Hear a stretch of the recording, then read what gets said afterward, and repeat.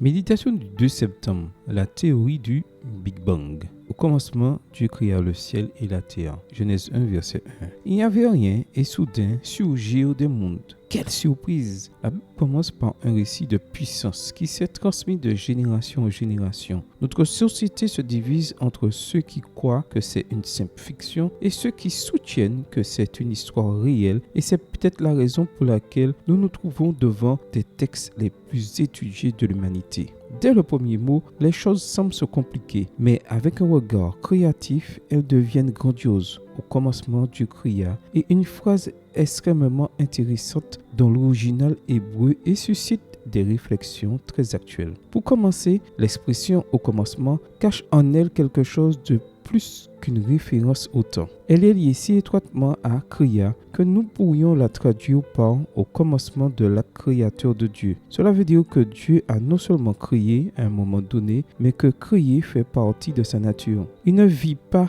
d'un acte du passé, il continue son activité, il continue de créer. De plus, les mots ne sont pas dans l'ordre. Normalement, on devrait dire Dieu créa au commencement, mais ce n'est pas le cas. Comment expliquer ce changement?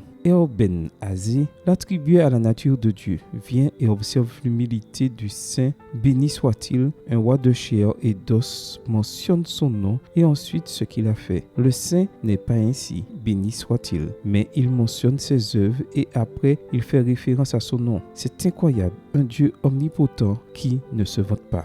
Anthony Fleer a été, de l'âge de 15 ans jusqu'à ses 81 ans, un athée parmi les plus importants et actifs du XXe siècle. En analysant la théorie du Big Bang et de l'origine de l'univers, il trouva des éléments pour croire en Dieu. Dans son livre « There is a God », il y a un Dieu, il déclare « Pourquoi crois-je maintenant cela après avoir exposé et défendu l'athéisme pendant plus de demi-siècle ?» La réponse courte à cette question est la suivante. L'image du monde est, à mon avis, telle qu'elle a émergé de la science moderne. La création de Dieu, vue dans ses œuvres, nous a donné un espace et un temps. Maintenant, elle apporte des indices de son existence et nous renouvelle et nous revitalise personnellement tous les jours. Voilà, Dieu aime créer et c'est pour cette raison que nous sommes ici. L'Éternel est un agent d'action et désire que nous lui ressemblions. Aujourd'hui, nous avons devant nous la possibilité de l'imiter, de profiter de l'opportunité de la vie, améliorer notre monde pour créer des ambiances de bonheur.